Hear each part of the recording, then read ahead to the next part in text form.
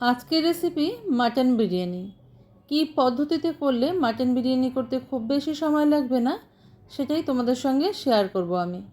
এখানে 1 কেজি পরিমাণে মাটন নিয়ে নিয়েছি আমি। চর্বিযুক্ত মাটন হলে একটু ভালো হয় মাটন বিরিয়ানি। ধুয়ে পরিষ্কার করে নিয়েছি। এবার একটা পেস্ট তৈরি করে নেব কাঁচা লঙ্কা, আদা, রসুন, পেঁয়াজের। পেস্টটা তৈরি করে এবার মাটনটাকে ম্যারিনেট করে রাখতে হবে আমাদের। এটাকে আমি ওভারনাইট রাখবো, সেই জন্য আগের দিন রাত্রবেলা কাজটা করতে হবে। এতে করে মাটন বিরিয়ানি তৈরির সময়টা কিন্তু অনেক কম লাগবে। দিয়ে দিলাম মাটনের মধ্যে বেটে রাখা পেস্ট, ঘরে তৈরি বিরিয়ানি মশলা, হলুদ, নুন, লঙ্কার গুঁড়ো, গোলাপ জল আর কেওড়া জল সমস্ত কিছু দিয়ে ভালো করে মাখিয়ে নেব এটাকে আমি। বিরিয়ানি সবাই রান্না করতে জানি আমরা, তো আমি যেভাবে রান্না করি সেটাই তোমাদের সঙ্গে শেয়ার করলাম। দিয়ে দিলাম রিফাইন্ড অয়েল, বদলে তোমরা ঘিয়েরও ব্যবহার করতে পারো। ভালো করে মাখিয়ে নিয়ে 2 টেবিল স্পুন টক দই ভালো করে ফেটিয়ে রেখেছিলাম সেটা দিয়ে দিলাম। এবার এটাকে ভালো করে মাটনের গায়ে মিশিয়ে নিয়ে ওভারনাইট কিন্তু ম্যারিনেশনের জন্য রেখে দিতে হবে।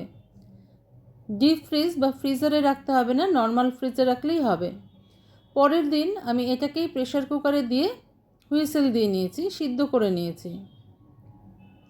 ভাতটা গরম মশলা দিয়ে, গোটা গরম মশলা দিয়ে তৈরি করে নিয়েছি।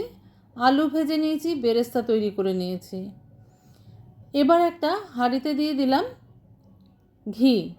ঘিয়ে দিয়ে হাঁড়ির নিচটা আগে ভালো করে মাখিয়ে নেব গাটা। এবার একটা করে লেয়ার তৈরি করতে হবে আমাদের। এখানে আমি দিয়ে দিলাম যে ভাতটা আমি তৈরি করে রেখেছিলাম, এখানে দেরাদুন রাইস দিয়ে করছি আমি, বা বাসমতি চালের বিরিয়ানি হয়। রেস্টুরেন্ট স্টাইল বাসমতি চালের বিরিয়ানি কিভাবে করবে বাড়িতে খুব সহজেই, সেটাই আমি তোমাদের সঙ্গে শেয়ার করলাম। আগের দিন রাত্রে মাংসটা ম্যারিনেট করে রাখলে সকালে কাজটা করতে সুবিধা হয়। আর বিরিয়ানি যত মজে তত কিন্তু খেতে ভালো লাগে। তৈরি করা ভাতটার মধ্যে আমি দিয়েছিলাম তেজপাতা, লবঙ্গ, এলাচ, দারচিনি, সামান্য একটু গোলাপ জল আর সামান্য একটু কেওড়া জল দিয়ে ভাতের জলটা ঝরিয়ে রেখেছিলাম সেটাই দিয়ে দিলাম। ভেজে রাখা আলু দিয়ে দিলাম। এবার মাটনের পিসগুলো দিয়ে দিচ্ছি। আমি কিন্তু মাটন রান্না করেছি যে অন্য কোনো মশলা ব্যবহার করিনি। এবার যে মাটনের থেকে তেলটা বেরিয়েছিল সেই তেলটা এই ভাতের মধ্যে দিয়ে দিচ্ছি। আর যে মশলাটা রয়েছে সেই মশলাটা কিন্তু আমি ভাতে ব্যবহার করব না। তোমরা চাইলে করতে পারো, আমি ব্যবহার করব না ওটা। এবার দিয়ে দিলাম আদা কুচি। কুচনো আদা দিলে কিন্তু বিরিয়ানির স্বাদ খুব ভালো লাগে। দিয়ে দিলাম কাঁচা লঙ্কা কুচি।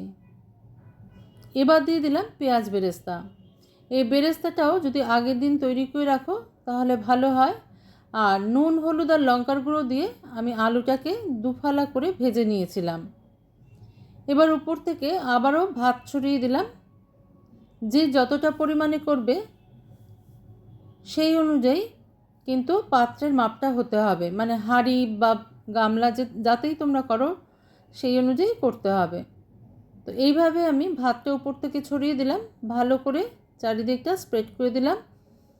হাত দিয়ে করলে একটু অসুবিধা হয়, সেই জন্য আমি একটা গ্লাভস পরে নিয়েছি। এবার এখানে উষ্ণ দুধ নিয়ে নিয়েছি। এই কাজটা আমি আগেই করেছিলাম। উষ্ণ দুধের মধ্যে দিয়ে দিলাম জাফরান বা কেশর, দিয়ে দিলাম মিঠা আতর। এবার দিয়ে দেবো 1 চামচ পরিমাণ গোলাপ জল আর 1 চামচ পরিমাণ কেওড়া জল। সব কিছু আমি এই দুধের সঙ্গেই মিশিয়ে নেব, তাহলে কাজটা খুব সহজেই হয়ে যায়। আর দিয়ে দেবো ঘরে তৈরি করে রাখা গরম মশলা, বিরিয়ানি মশলা এটা। এবার ভালো করে গুলে নিয়ে কিছুক্ষণ সময় রেখে দেবো। এবার চলে এলাম আবার ভাতের লেয়ারের দিকে। আবার উপর থেকে দিয়ে দিলাম আদা কুচি, কয়েকটা কাঁচা লঙ্কা কুচোনো, চিড়ে নেওয়া কাঁচা লঙ্কা দিয়েছি আমি এখানে।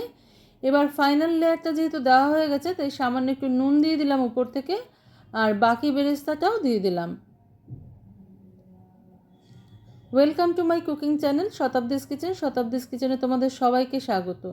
নমস্কার বন্ধুরা, আমি শতাব্দী। তোমরা সবাই কেমন আছো? আশা করি সবাই ভালো আছো, সবাই সুস্থ আছো। আজকে আমি তোমাদের সঙ্গে মাটন বিরিয়ানি রেসিপিটা শেয়ার করলাম। উপর থেকে দুধটা দিয়ে দিলাম, যে দুধটা আমি ভিজিয়ে রেখেছিলাম কেশর দিয়ে। এবার আর একটুখানি মাটনের তেল এই দেখো বেঁচে ছিল, গ্রেভিটা কিন্তু আমি দিইনি, এটা চাইলে কেউ যোগ করতে পারো। ফাইনাল টাচে একটু ঘি দিয়ে দিলাম, ঘি তো দিতেই হবে, বিরিয়ানিতে ঘি না দিলে কিন্তু ভালো লাগে না। তো আমার লেয়ারিং করাটা শেষ হয়ে গেছে। এবার একটা চাটু বসিয়ে নিয়েছি, লোহার চাটু, ভালো করে গরম করে নেব। নিয়ে এই হাঁড়িটাকে এর উপরে বসিয়ে দেবো, 10 মিনিট ফুল আঁচে রান্না করতে দেবো।